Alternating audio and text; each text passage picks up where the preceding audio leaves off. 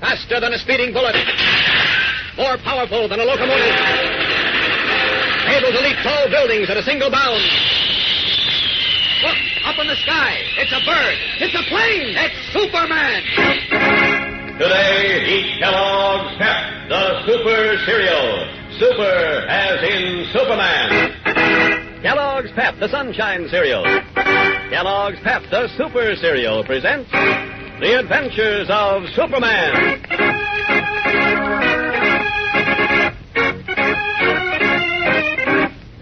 Today, in a desperate attempt to save young Jimmy Olsen's life, Superman streaks to California in search of a man named George Jacoby, who has the same rare type blood as Jimmy.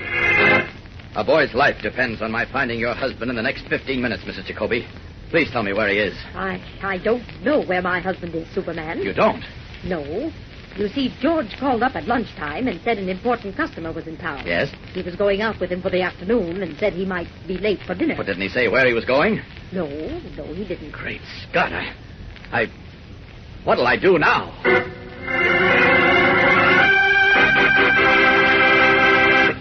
Say, suppose you're walking along and suddenly right in front of you, you spot Dana Andrews, the Sam Goldwyn movie star. What a thrill that you snap his picture. Talk about luck. Sure, but you can still be lucky. You can get a photo of Dana Andrews as a prize. He's in that terrific Pep photo series of 24 screen and sports stars. You get one in every package of Kellogg's Pep, the Super Cereal. Just think, a photo of your favorite star, like beautiful Hedy Lamarr of United Artists. Or George McAfee, great halfback of the Chicago Bears. And every photo's brilliantly clear, candid camera size for convenience. Not only swell to collect, but carrying Pep Super photos with you, you're always ready to play the exciting new swap game that's spreading like wildfire. The game called Photo Swap. Right. Listen tomorrow. We'll show you how Photo Swap's played. All with photos from packages of Pep. Those crunchy flakes of good whole wheat. Correct. For an all-round prize dish at breakfast every morning, eat Kellogg's Pep, the Sunshine Cereal. Kellogg's Pep, the Super Cereal. Super as in Superman.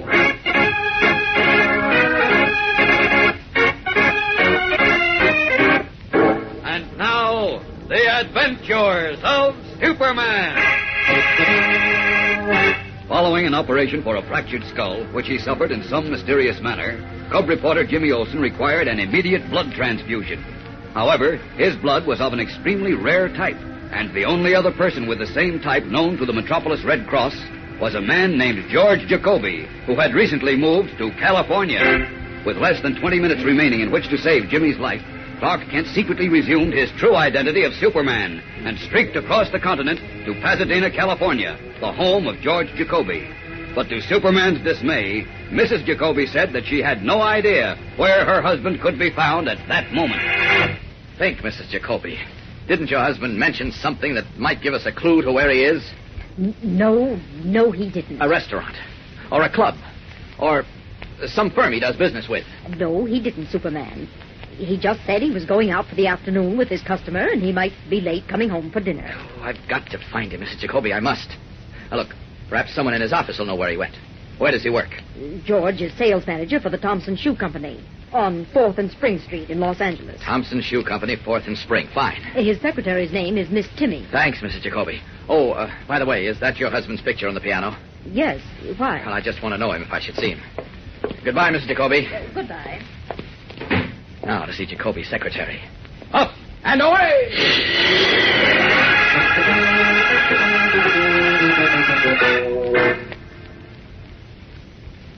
Try to remember, Miss Timmy. Are you sure Mr. Jacoby didn't say where he was going with his customer? No, sir. He just said he wouldn't be back today. I see. You say they left here about lunchtime? That's right, Superman. They went out to play golf. Oh?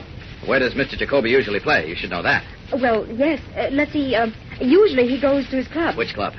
Well, he belongs to the Pine Hill Club in Westwood. Fine, I'll have a look there. Wait, he sometimes plays Mr. Thompson's club. He's the president of our company. Where's that? The St. Andrews in Bel Air. Okay, thanks again. I'll try them both. Just a minute. Yes? He also plays at Longleat. Sometimes he likes the course there. Oh, any place else?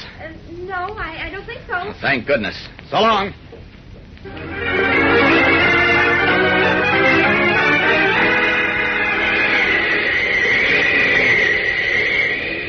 Well, Jacoby isn't on the Pine Hill course or in the clubhouse either. That leaves Bel Air and Long Beach, and only 10 minutes in which to find him and get him back to Metropolis. Away! As Superman continues his desperate search for George Jacoby, Dr. Springer emerges from Jimmy Olsen's hospital room in Metropolis, 3,000 miles away. Editor Perry White walks forward anxiously to meet him. Oh, Doctor. Doctor, how is the boy? He's sinking, Mr. White. Sinking fast. Oh, no. Oh, Doctor, do something. For heaven's sake, do something. Unless we find a blood donor in the next few minutes, there's nothing we can do, I'm afraid. Oh, great Caesar, there ought to be at least one person in the city of Metropolis with the same blood type as Jim's, no matter how rare it is. There are millions of people in this town. Well, the Red Cross found only one. Yes, and he's in California. And what good does that do? None at all. Incidentally, what did Clark Kent mean when he said he had some sort of an idea for getting that fellow here from the coast? No, Kent didn't know what he was talking about. He's all broken up. Well, you see, Doctor, all of us are very fond of Jim. Of course.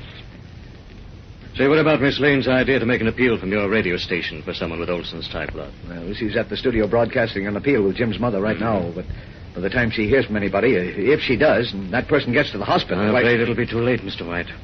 We've only got 5 or 10 minutes at most. Oh, 10 minutes? Oh, Doctor, isn't there anything else you can do to save that boy? Anything? Not a thing. Unless I can give Olson an immediate blood transfusion, there is nothing mortal man can do for him. Absolutely nothing.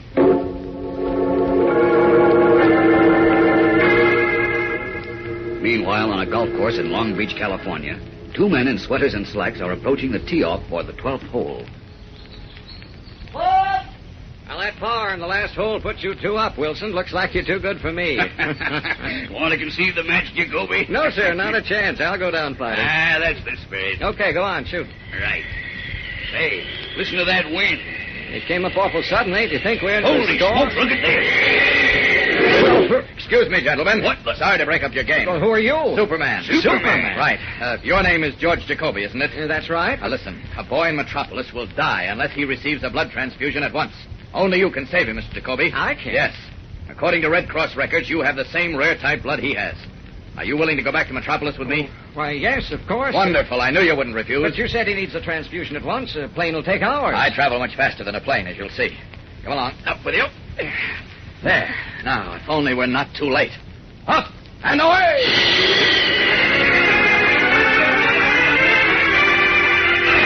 Leaving Mr. Wilson standing open-mouthed on the golf course, Superman leaps high into the air with George Jacoby in his arms and streaks away to the east to Metropolis and Jimmy Olsen.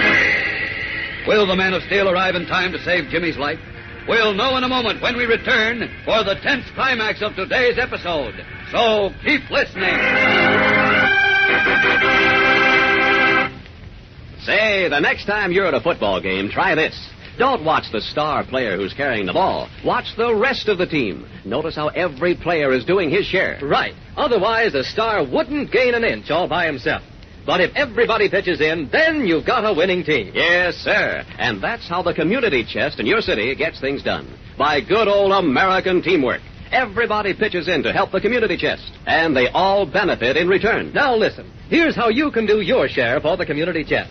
Just form a team in your neighborhood. Some of you can round up every bit of old newspapers. Others can collect scrap iron. Somebody else can gather up old bottles. Now, your grocer will give you a refund on a lot of bottles. Others of you can sell the rest of your haul to a junk man. Then turn the money you get over to the community chest in your city. Every single cent helps. And believe me, you'll get it all back again in many ways. Because the community chest benefits you right in your neighborhood. For instance, do you swim at the YMCA or the YW? Are you a member of a scout troop? Do you have fun at your local playground? Then you're getting some of the many benefits from your community chest. So do your share, because everybody benefits when everybody gives to your community chest.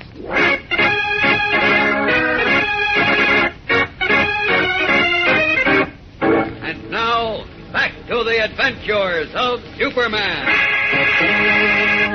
Arriving at the Metropolis Hospital with George Jacoby, Superman disappeared, only to join Perry White a few minutes later in his guise of the mild-mannered, bespectacled Clark Kent. Together, they paced the floor tensely, while Jimmy was given a blood transfusion. Then, with Lois Lane and Jimmy's mother, they waited through the long, anxious hours of the night. Now, as the gray dawn breaks over Metropolis, Lois has taken the fatigued Mrs. Olsen into a lounge. Editor White and Kent are alone outside of Jimmy's room when the door opens. Dr. Springer, his face drawn from lack of sleep, joins them. Well, Doctor? Is he... Olson's approaching the crisis now. I can't be sure, of course, but I think he'll pass it safely. Oh, that's fine. Wonderful, wonderful. I'll tell his mother and Lois. They're in the lounge. Oh, wait. If they're resting, I wouldn't disturb them till the crisis is over, Mr. White. As I say, I can't be sure Olson will come through. Under the circumstances, Chief, maybe it's best not to. All right, I'll wait. Olson's been calling for you, Kent. He has? You mean he's conscious? It's just partly. He seems to have something on his mind. He keeps calling for you. Might help him come out of the coma if he hears your voice. Oh, swell. I'll go in and talk to him. Oh, may I come along, Doctor? Yes, but be very quiet, please. I will, yes. All right, this way. Just let him talk, Kent. Don't say much. Okay. Mr. Kent. Mr. Kent. Yes, Jim. I'm right here. Got to stop him, Mr. Kent. What's that? Quiet, Chief. Got to stop him before it's too late. Stop whom, Jim? Stop him, Mr. Kent. Help me. Yes, Jim. Please help me. What's the poor kid talking about? I don't know, Chief, but I think he's trying to tell us about what happened to him. Mr. Kent. Yes, Jim. Please help me before it's too late. Of course I'll help you, Jim. Just tell me... Jim. He's lost consciousness again. Is he... Will he be all right? I can't tell. There's no change yet. Oh, I wonder what the poor kid was trying to tell me. Probably nothing. He was delirious. No, Chief, I think he wanted to tell me something important. He wanted me to help him. Help him to stop somebody. But who? Why? That'll have to wait. You must leave now, both of you. What? This is the crisis. Well, come on, Kent. When will we know about him, Doctor? Very soon. I'll call you as soon as the crisis is over. Thanks. Good luck, Jim.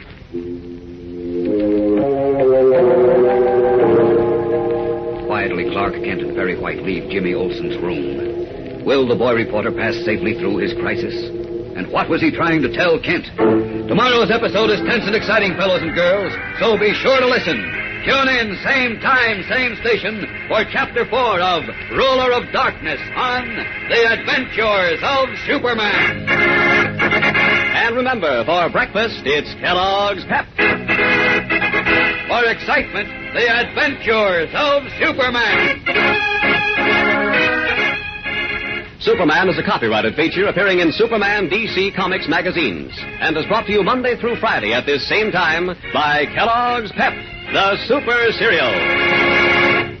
Say, here's some hot-off-the-wire news. Hear all about those exciting color transfers of Harold Teen, Lilum, Shadow, and the Gump. 6 in this new series, and you get them as prizes only with Kellogg's Shredded Wheat. 1 in every package. No box tops, no money to send. Hot iron transfers just 4 inches high, a cinch to press on. Sport them on your T-shirts, jackets, blouses, bandanas. Sure, wear them, swap them. Start your collection today. Look for your prize in every package of that sweet-as-a-nut cereal, Kellogg's Shredded Wheat. And now a special announcement. If you're a breakfast skipper, better watch out. The Campfire Girls are on the march against mid-morning mopers. For this is Better Breakfast Week. The Campfire Girls have been studying the importance of a good breakfast for good health. This program came from New York. Stay tuned now for Captain Midnight, which follows in a moment. This is the Mutual Broadcasting System.